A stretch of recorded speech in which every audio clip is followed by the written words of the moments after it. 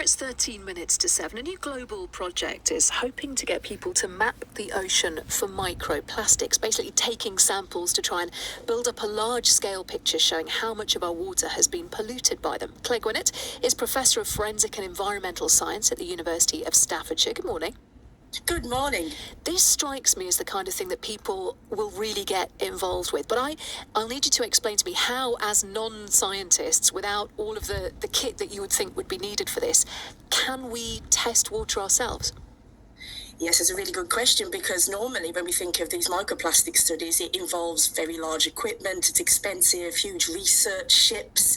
But what we've done as part of this project is to take that process and simplify it and create, say, a cost-effective way that anybody can do, but at the same time not losing any of the fundamental principles that will make the data accurate.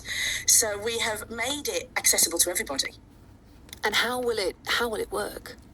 So the idea is that, well, hopefully everyone will get involved, and we'll be able to take a simple, anything from a galvanized bucket or your metal water bottle or something from the home, and be able to sample small amounts of water, so like 1 litre at a time from your local waterway, maybe even your drinking water from your tap.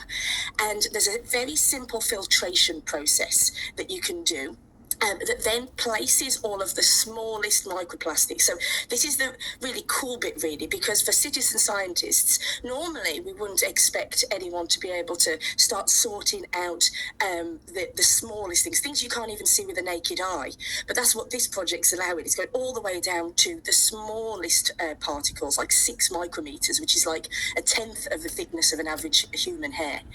And what happens then is they're able to recover these tiny particles using a little environmental tape that puts it on a microscope slide, but doesn't expect a microscope at the end, because the last part of the process involves a small lens that fits on any mobile phone, where the citizen scientists can actually image that slide and then upload it against this mobile application that's in development now that allows, behind the scenes, a machine learning algorithm to auto-detect the particles and characterize them. And then that data gets uploaded onto this global map. So very fast and quick, and, a potential for a huge amount of data. Which will be really useful, because we know that microplastics are a problem, but at the moment, so you say just trying to get that huge map, that huge amount of data is pretty difficult. It really is, because, you think about research teams like ones we have at our university and others, these are planned out. They are sampling one location at one point in time, and we get to learn about that one location at one point in time. But then, of course, it becomes out of date, and that obviously doesn't create a global map. There's not enough of us. So we really have got to harness the power and motivation of the public to help contribute to what would be a really high resolution map that then allows things like hotspots to be determined, understanding how things change in terms of number and type of microplastics in different locations over the year, over the seasons, and that hopefully then starts bringing the opportunity to start targeting areas and really thinking about effective mitigation activities.